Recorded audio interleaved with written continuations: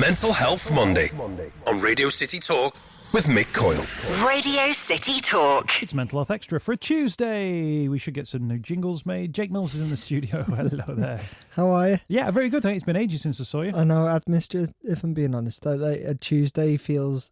My week, I don't know where my week is when I don't see you on Tuesday. It genuinely throws me. But I genuinely judge my weeks now based around who I spoke to on the radio that day.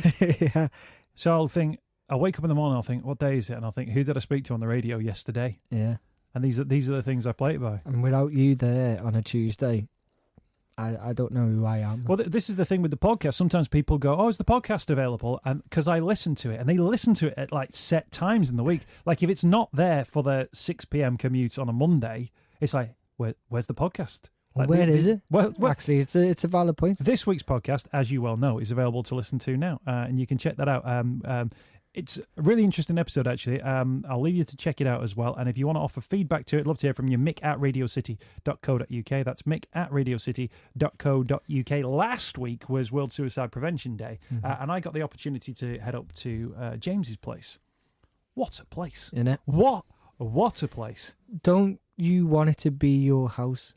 Well, for people who don't know, it's based in the Georgian Quarter, and you know when you go past those big old tall buildings that are 3, 4, 5 stories with the basements, and you think, and there's a few of them look a little bit run down, and a few have been really done up, some are hotels and stuff like that, and you're walking through and you think, oh yeah, if you did these up, they'd be really nice. And you go to James's place, which is this incredible centre set up to literally prevent suicides of young men here in Liverpool. You absolutely get a sense of what you can create in a space. It's like walking into an interior design magazine, and you think, that's amazing. And you look out the back window view, it's like the Anglican Cathedral. Spectacular. Then you hear about the work that they're doing, and you're thinking, this must be a good place. This must be a rewarding place to work. Yeah, and you know, credit where it's due, because it took a long time and research and speaking to different people. I think we've mentioned as well, we had a focus group with men where we were basically saying to them, what do you want it to look like? What do you want from it? What colour scheme, everything. And basically when you have a group of men in a room together, there's one thing that you can guarantee, which is that none of them will agree on anything. So you were having men saying, yeah, I just want a telly in there with Sky Sports on, and then somebody else being like, that would literally be the worst thing that I could imagine. So they've taken all this information and all these opinions, and I actually think I've nailed it. They've completely nailed it. When you go in, you feel safe, you feel calm. As I said, every time I go in, I just think I kind of want this as my house. It's a fantastic place that's doing fantastic stuff. And we were able to, on last Monday, for World Suicide Prevention Day, Chasing the Stigma, so myself and Jane from James's Place teamed up to be able to create what we kind of deemed a physical hub of hope, where for World Suicide Prevention Day we brought together the people who are preventing suicide in Merseyside, or even just a fraction of the people who are doing that. And it was amazing just to have people together in one room in James's Place, for them to see what James's Place is, because they're only hearing about it, not actually seeing it, and to find out about each other. It was a brilliant day, really important day. Can I ask you a question, which it might sound a bit crass, because everyone's doing great work and it's all brilliant work, but is there a danger that sometimes, because there seems to be less reliance on the government to do something, or the health service to be able to provide something right across the country, that instead, independently, CCGs, charities, people who have just got, the best of intentions, are all individually having to go about doing their business, and actually creating umbrella projects where everyone can get together, work out what people are doing. Presumably must be hugely beneficial. It's not to say anyone's really doing anything wrong, but just the environment in which all these little, smaller organisations are doing all their bits. There's a danger you start repeating things, and actually working together is the best thing to do, and working out a way of doing that without stepping on toes. Yeah, and I think not even just that. I think as well, realising that there's other people who do other stuff, because I think the danger that you can be in is that if you're not aware of the other support that's available as a support provider, then you can end up kind of taking on people or trying to help people, that really it's not your position or expertise to take that on. Whereas if you were aware of the other support that's available, you can signpost to them, you can work alongside them. I think I take your point, and obviously there is some form of danger in that, especially if they're not being overseen by a particular body. But also I think there's a massive power in actually the people who have been through real life experiences to see what is actually needed, where the gaps are, where the voids are, to actually try and fill those gaps. In that room there was Samaritans, there was Mary C. Cole House, there was Papyrus were there, but then also there was Agnes and Joe from Paul's Place who have been on here. There's people who are actually just setting up and creating. Even James's Place itself is a private thing where they've seen something, a need, and they've created that. The whole kind of room is just basically your back catalogue of this show. But it was just really nice just to be able to say, let's all tie in here, because there's no room for rivalry or politics or anything else. We can't work in silos. We have to work together to be able to help one another and help the community as well. So following on from that, you had the conversation this week, the Mental Health Collective. Where was that taking place, by the way? That was in Canary Wharf. Did you see the room? Oh, unbelievable. I saw your picture. You tweeted a picture of the view outside the room, which was just a big skyscraper. Oh, it was absolutely fantastic where it was. So let me ask you, so when you get these people coming together, because this comes down to the brass tacks of it, and everyone goes, aren't we doing great work together? Yes. Isn't this making a difference? Great. What do you do? What comes away from a meeting like that, which then goes on to help people from a mental health point of view, outside of starting, literally getting to know each other? Yeah. So the Mental Health Collective name possibly changing was basically, it was pulled together a group of mental health speakers from across the country. So people who are going into schools or businesses to talk about mental health, who are kind of brought in to sometimes try to be the person who can fix all mental health by giving a talk. So there's a campaigner called Johnny Benjamin, which I'm sure a lot of people will know, who's famous for the Stranger on the Bridge story and documentary. Johnny came to Liverpool not long ago, and we were having a chat about it, and he said about the idea of bringing people together. And so the Mental Health Collective was a group of people who are going around the country talking about mental health, and we all came together in London. People paid to be there themselves, out of their own pocket, because they wanted that network of support for each other. And what we kind of, we're still trying to see exactly where it will go as a group of people, but ultimately what we want to ensure is that as mental health speakers who are going across the country and speaking to possibly or quite probably vulnerable people, that we are getting it right, that we are all on message, that the things we're saying is responsible, but also that manage the expectations of the people who are hiring us to speak as well, to say we're not the expert on everything, we're only experts on ourselves. We can be experts on things that we've learned, but we've got to manage that expectation of the people who are asking us to go in as well. So it's it's such a really good support network. I've recently written a article for Happy Full magazine, which I think is going to be in the next issue, which is kind of coincidentally about this. As the person who shares their story, as the person who's brought in to talk about dark times, like people on this show,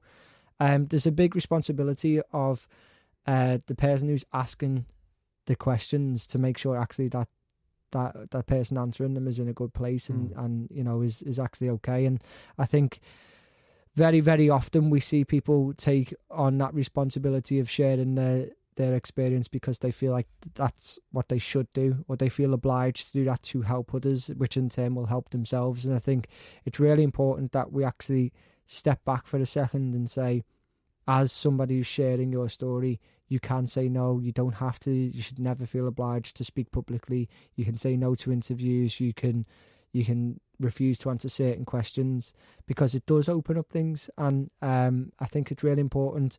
That's what the collective are doing, but also me personally, to get that message out, to say, look after yourself. Although you might be happy to share it one day, you don't have to all the time. That's the balance we try and strike when we're having the conversation, and hopefully you get a sense that Even if I cross a line, I'm doing it with the best of intentions. We always say to people, if they want to pre-record interviews, they can do. We've done many shows pre-recorded. We always say to people as well, I said, look, I'll ask you questions. Is there anything that you're feeling comfortable on? Stop talking. Just don't feel obliged to answer. And you always signpost as well. You're always signposting to the help that's available. You're using the Hub of Hope, you're using other things, and that's important as well.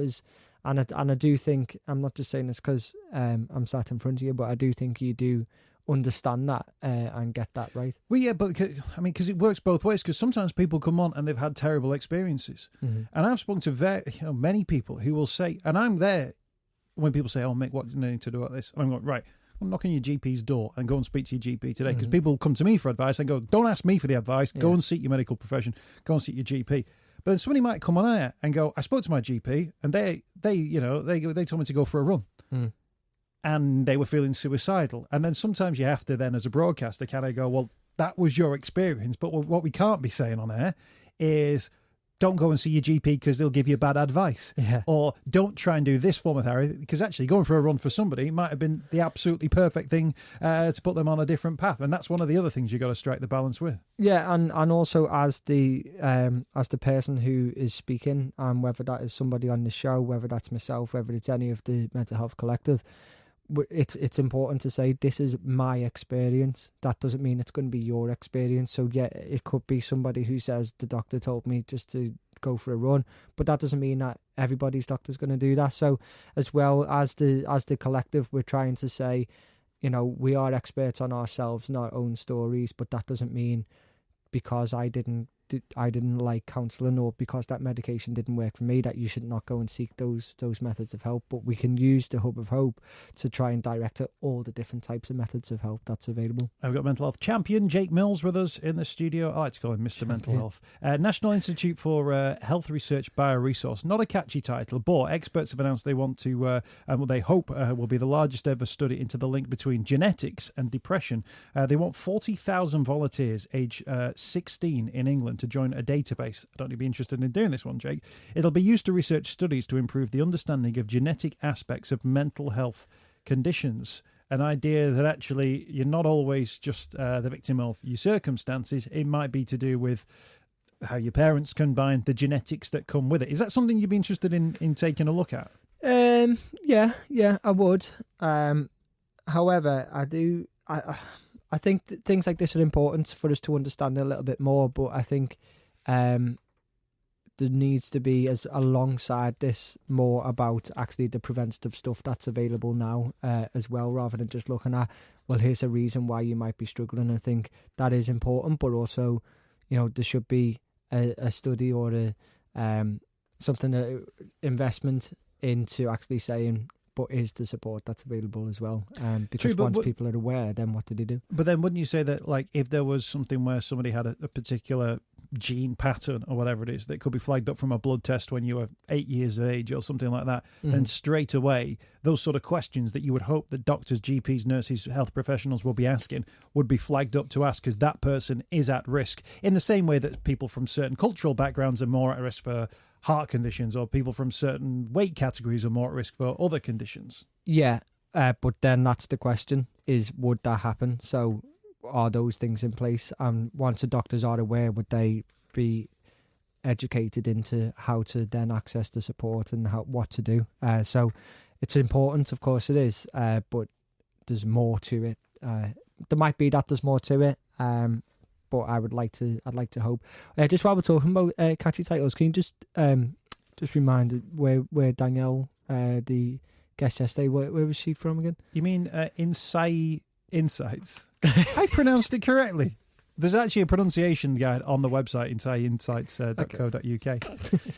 I like how slow you have to say it, though. Just wanted to give Sarah Sadler a quick mention.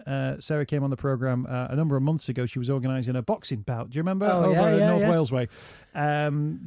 She dropped me an email. The boxing event was incredible. We raised £3,500. Wow. One of the guys who did a talk on the night has gone on to do other mental health talks. The guys that have boxed in an event for the first time have gone on to do other shows, being fitter and stronger for it. Another guy created his own event. So much good came from this. So much bloody good, she said. She started uni this month. She's doing all kinds of different stuff. It's been an incredible few months. Again, being in your show, what you guys do, I feel so incredibly honoured. Thank you so much for everything you've done. Sarah, absolute pleasure, Sarah. Amazing. Thank you for getting involved and telling us your story as well. And it's actually so good that when people do speak out, if they're in the right place to do so, that other things seem to happen around them. Good things are happening around. It was a good example from yesterday's show as well. In a couple of weeks, we're going to be hearing from the Feeling Funny team. They were going to do a Feeling Funny Women organisation, which we talked about that in the past as well, where people have signed up to these stand-up comedy courses to sort of look at mental health from a comedic point of view. It was a way of almost getting blokes to do it, going, it's okay, fellas, you can talk about it because it's done from a comedy point of view. They've realised it's more than a gimmick, so they're going to do it for women, those who've prenatal, postnatal depression, perinatal depression as well. So that's going to be happening. All the details about that are going to be coming up on the programme too. And if you've got something you want to tell us about, you can drop us an email, mick@radiocity.co.uk. That's mick@radiocity.co.uk, and get on board with that. What have you got coming up in the next week or so? Well, we have just won a national award, a Beamer Award. So don't know what it is, but I'm delighted. It's a technology award for doing good, basically. So yeah, it's really nice for us to be recognised for that. And then obviously we're now preparing for World Mental Health Day, which we do have quite a bit lined up. So watch this, but I'll tell you about it next week. Excellent stuff. An award for doing good. I like that. You know, doing good in technology. You know that thing in The Simpsons where they have outstanding excellence, outstanding in the field of excellence. Yeah. He's just trying to have to make up an award. But actually, to your credit, it was the work that you've done with Team Mashbow. Yeah. It's great, the actual Hub of Hope. Yeah. Which is, it's growing from strength to strength. And, yesterday was a great example of just how needed it is by everybody in that room, kind of rejoicing when I told them about it. It's just offering support to people who desperately need it. Excellent stuff. Jake Mills, thank you for your time. Great to see you. Chasing the Stigma is Jake's charity. If you want to find mental health services near where you live, you can go on the Hub of Hope, the award-winning Hub of Hope. We can now say, just check that out via your app store on Android and iOS. You can also just go in online as well at hubofhope.co.uk. Just type in your postcode or use your location on your phone. It'll get all the details to you. You're with Radio City Talk. My name's Mick Coyle. Mental Health Extra follows on from Mental Health Monday every week. If you subscribe to the podcast, it will automatically appear in your podcast feed. Mental Health Monday with Mick Coyle. Radio City Talk.